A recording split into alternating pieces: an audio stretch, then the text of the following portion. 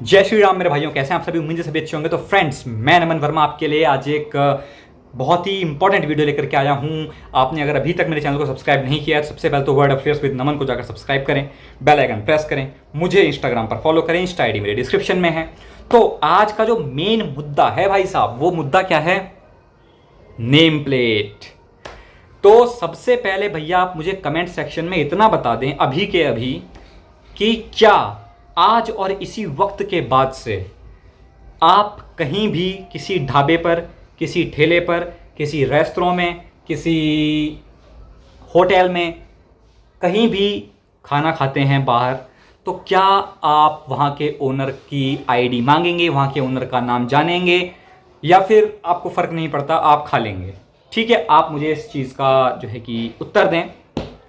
ठीक है, और अवश्य बताएं, क्योंकि इससे हम जनता की राय जान पाएंगे कि जनता क्या सोचती है इस मुद्दे के बारे में।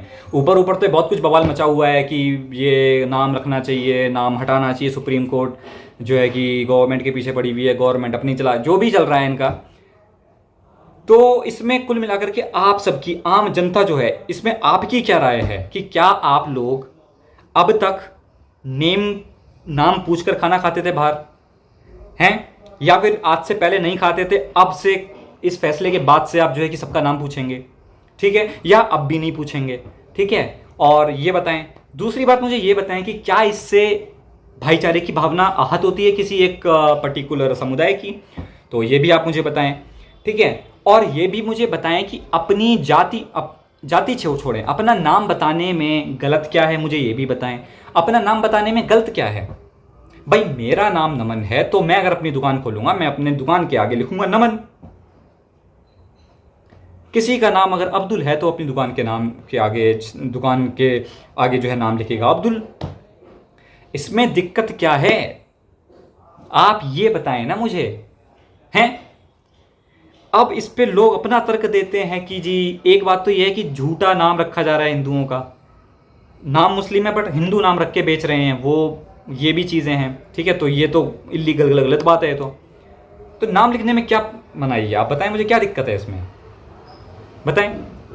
हैं, मैं personally as a Hindu Saudi Arabia के मक्का में जा करके दुकान खोल करके बैठ जाऊं अब्दुल के नाम की, और हराम फूड बेचूं, चल जाएगा काम? बताइए मुझे भैया। जब वहां काम नहीं चलेगा तो भारत में आप काम कैसे चला रहे हैं? ये झूठ की दुकान आपने कैसे खोली हुई है? ये मोहब्बत की दुकान जो खोल रहे हैं पूरे भारत भ्रमण करने वाले, उनसे मैं पूछ रहा हूँ कि ये जो आपने मोहब्बत की दुकान खोली थी, पूरा जो है कि पद यात्रा करके, भारत जोड़ो यात्रा आप कर रहे थे, जो यूनियन ऑफ स्टेट्स कहने वाले, तो भैया जरा मुझे इतना, थोड़ा सा यार मुझे ज्ञान मुझे भी दे दो यार, क्योंकि आप तो ज्ञानी आदमी हो यार बहुत हैं। हमको तो आपने ज्ञान दिया नहीं बिल्कुल यार। आप जो है पूरी भारत जोड़ो यात्रा आपने कर ली, भारत को जोड़ दिया आपने। उससे पहले तो भारत जोड़ा ही नहीं था भाई, तो आपने कमाल कर दिया एक बात। ठीक है, भारत जोड़ो यात्रा आपने करी। आप मुझे इतना सा बता दें कि नाम लिखने में प्रॉब्लम क्या है, और प्रॉब्लम किन को हो रही है, कौन ये मुद्दा उठा रहा है? राहुल गांधी जी। मैं सीधे सीधे बात करना चाहता हूँ भैया, राहुल गांधी जी, आप मतलब क्या हो? मतलब इंसान हो इतना हम जानते हैं, बट आप एक डिवीज़न जानते हैं कि पूरी तरीके से एक विश्व डिवाइडेड है, क्रिश्चियनिटी में, इस्लाम में, इसमें उसमें डिवाइडेड है। तो आप किस में हैं ये मुझे बताएं ज़रा। क्रिश्चियन आप हैं? क्रिश्चियन नहीं हैं आप शायद, है ना? आपके कोई बाबा थे, परदादा थे, क्या थे? फिरोज जहांगीर गांधी जी थे, तो वो तो मुस्लिम थे। ठीक है, हिंदू आप कैसे बने, मुझे तो ये बात समझ में अभी तक नहीं आई। ठीक है, सनातन धर्म आपको मतलब कहाँ से सूट कर रहा है, आप बताएं मुझे। आपका मज़हब कौन सा है, मुझे मतलब आज तक यही समझ में नहीं आया। ठीक है, धर्म तो आपका हो नहीं सकता, क्योंकि धर्म तो एक ही है, सनातन। वो तो आप है नहीं सनातनी। ठीक है, एक तो ये धर्म तो हट गया, अब रह गए मज़हब। मज़हब बचे मेन दो। ठीक है, कौन कौन से? इस्लाम और क्रिश्चियनिटी। तो क्रिश्चियनिटी में क्रिश्चियन तो आप मुझे लगते नहीं हैं, इस्लामी मुझे ज़रूर लगते हैं, क्योंकि आपकी अगर मैं कुंडली खंगालूँ तो आपका इतिहास गवाह है कि आप जो है कि एक पर्टिकुलर समुदाय से हैं। तो आप जनेऊ क्यों पहनते हैं? नहीं पहनने की ज़रूरत ना भाई, अपना आप अपने आप को आपको इस्लामी जो है कि मुस्लिम कहने में इतनी शर्म क्यों आती है? आप मुझे ये बताएं ना। आपने खुद को एथिस्ट भी घोषित नहीं किया हुआ है कि मैं तो एथिस्ट हूं जी, हैं? आप जनेऊ पहन लेते हैं, फिर टोपी भी पहन लेते हैं, इफ्तार पार्टियां भी कर लेते हैं। What the nonsense is this going on यार? ये क्या है? अरे मोदी जी से सीखो। मोदी जी को आप भले ही कहते हो कि भले ही बीजेपी मुस्लिम विरोधी है, जो है बंटवारा करती है, भेदभाव करती है, जाति का और धर्म की राजनीति करती है, ठीक है, वो बात मान ली आपकी बात। भैया मोदी जी से आप इतना सीख लो कि मोदी जी सिर्फ सनातन की बात करते हैं, टोपी नहीं पहनते वो। टोपी उनको पहनाने के लिए जब इमाम साहब आए तो उनके टोपी वापस कर दी थी भैया। समझ में आई बात? इतनी बात समझ में आई? मोदी जी में लाख बुराइयां हों, पर वो एक धर्म के हैं ना, सनातन के हैं, तो सनातन के स्टार्टिंग से थे, हैं और सनातन के ही रहने वाले हैं वो।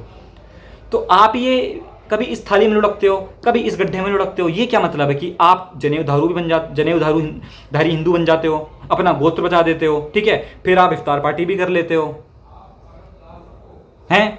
और देश का हिंदू तो बेवकूफ़, खैर है ही, देश का हिंदू तो सोया हुआ है, वो तो, उसे तो राहुल गांधी जी में कोई जो है खुदा नजर आ रहा है ना? कमाल की बात है भाई आपके राहुल गांधी में। भैया कांग्रेस एक टाइम पे इतनी बड़ी पार्टी थी, 70 साल आपने राज किया। आज कांग्रेस की क्या हालत हो गई कि INDIA में आपको जाना पड़ रहा है गठबंधन में। अकेले के दम पे आप क्यों नहीं हरा पा रहे हैं बीजेपी को? आप पे इतनी अगर इतने आपके अंदर पावर है तो अकेले दम पे हराए हैं बीजेपी को। अकेले दम पे क्यों नहीं हरा रहे हैं आप? INDIA हैं, ये चाल भी आपकी काम नहीं आई। भले ही बीजेपी गठबंधन में है इस बार, लेकिन फिर भी बीजेपी जीत गई ना कुल मिला के। आप हरा नहीं पाए ना, तो बस बात खत्म हो गई। अब कैसी भी धक्के पलट में गाड़ी चल रही हो, कुल मिला के जो नुकसान हुआ वो देश का हुआ, क्योंकि मेजोरिटी में ना इसकी गवर्नमेंट बनी ना उसकी गवर्नमेंट बनी। और मेजोरिटी में नहीं बनी तो फिर तो देश का ही नुकसान होता है, क्योंकि कोई फैसला ही नहीं हो पाएगा। ये चाहेंगे ये हो, ये चाहेंगे ये हो, तो कुछ फैसला ही नहीं हो पाएगा। इसलिए मोदी जी ने पहले भी कहा था, चाहे आप राइट विंग चुनो चाहे आप लेफ्ट विंग चुनो, चुनो फुल मेजोरिटी से। पर देश की जनता ने बहुत बड़ा कमाल कर दिया कि ना इसे चुना ना उसे चुना। उन्होंने आधे वोट इधर दे दिए, आधे वोट इधर दे दिए, बीच का मामला, बीच में गाड़ी लटका दी।